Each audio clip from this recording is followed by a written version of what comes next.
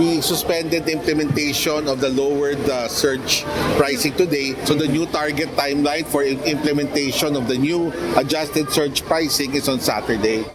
Hindi natuloy ang planong pagpapatupad ng Land Transportation Franchising and Regulatory Board o LTFRB sa pagkakaroon ng surge pricing cap para sa mga Transport Network Vehicle Service o TNVS ngayong araw.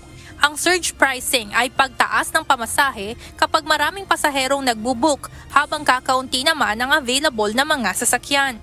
Ayon kay LTFRB Chairman Vigor Mendoza II, ipinagpaliban nila ang implementasyon dahil na rin sa natanggap nilang sulat mula sa isang transport network company na kailangan pa nila ng karagdagang panahon upang mai-adjust ang kanilang mga program at system configurations. Kaya sa halip na ngayong araw, sa Sabado, December 20 na lamang, formal na ipapatupad ang surging price cap. Para sa 10 taon ng TNVS driver na si Mang Orlando, bagamat mas malakas ang kita kapag holiday season dahil maraming mga pasahero, sagabal pa rin ang traffic sa kanilang trabaho. Kaya lang minsan malayo yung pick-up point, 3.5 kilometers, ganyan 3 kilometers.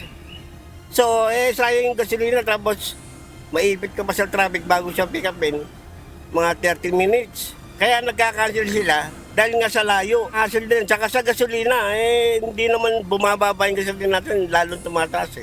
Si Hazel naman na galing lamang kamakailan sa Naga, gamit na gamit niya ang TNVS dahil hindi siya pamilyar sa mga lugar sa Metro Manila. Anya, malaking bagay kung walang taas pasahe. Ngunit kung kapalit naman ang bilis ng dating ng mga sasakyan, ayos lang sa kanya na magbayad ng mas malaki. Okay lang naman since konti lang naman yung difference pag magdadagdag ka para makarating agad yung car. Mas convenient siya kasi one click lang sila na yung pupunta sa place. Ayon sa ahensya, ang isasagawang surge pricing cap ay panahon din para sa LTFRB at mga TNC na pag-aralan ang fare matrix ng mga ganitong klase ng transport vehicle. This bit until January 4 is a period of data gathering and monitoring. What's important for us at the end of the day here is that government must be able to monitor that all TNCs will comply. No, kasi mami may ibang TNC din na comply doon sa surge price. So if we agree at the end of the day, let's say on X amount, we have to make sure that all TNCs will not abuse their market position. Ayon kay Mendoza, sa pamamagitan ng pag-aayos ng presyuhan sa TNVS ay maiibsa ng mga reklamo ng mga pasahero patungkol dito, habang binibigyan rin ng pataan ang mga driver na hindi dumating sa pagkalugi.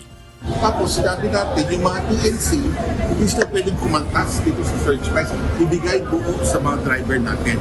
This is the first time that government is doing this, na pinagbawalan ng TNC na mag-charge ng komisyon.